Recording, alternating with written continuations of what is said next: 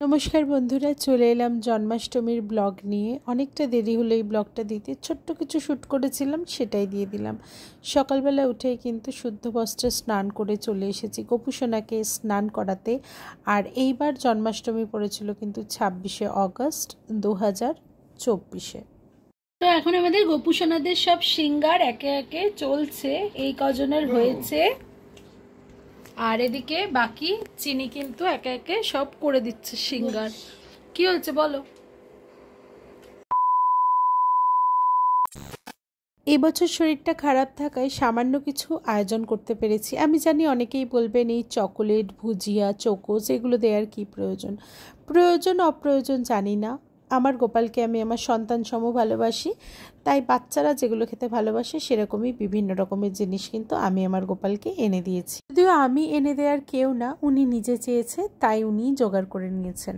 মাতা দেবকী এবং পিতা বাসুদেবের কোল আলো করে জন্মগ্রহণ করেছিলেন গোপাল সোনা 3228 খ্রিস্টপূর্বাব্দে মথুরাতে। শ্রীকৃষ্ণের বাল্যরূপী গোপাল নামে পূজিত হয়। আর তিনি কিন্তু মাতা দেবকীর অষ্টম গর্ভের সন্তান ছিলেন, আর উনি অষ্টমী তিথিতেই জন্মগ্রহণ করেছিলেন। যদিও উনি বড় হয়ে ওঠেন মাতা যশোদা আর পিতা নন্দের কাছে বৃন্দাবন ধামে। শ্রীকৃষ্ণ হলেন স্বয়ং বিষ্ণুর অষ্টম অবতার। এই জন্মাষ্টমীর ঠিক 15 দিন পরেই কিন্তু আসবে রাধাষ্টমী। কথাই আছে জন্মাষ্টমী পালন করলে কিন্তু রাধাষ্টমীও পালন করতে হয়। আপনারা তো জানেনই শ্রীকৃষ্ণের সর্বশ্রেষ্ঠ ভক্ত হচ্ছে মা রাধা। তো রাধা মাকে ডাকলেই কিন্তু শ্রীকৃষ্ণ সাড়া দেন।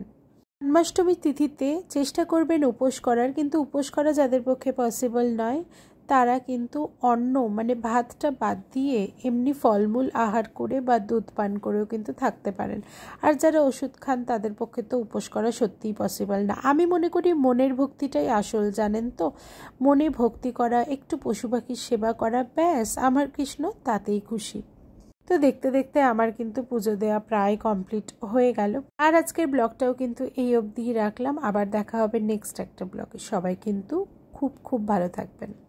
যদি এফবি থেকে দেখে থাকেন তাহলে আমার প্রোফাইলটাকে ফলো করে দেবেন, আর যদি ইউটিউব থেকে দেখেন তাহলে সাবস্ক্রাইব করে দেবেন।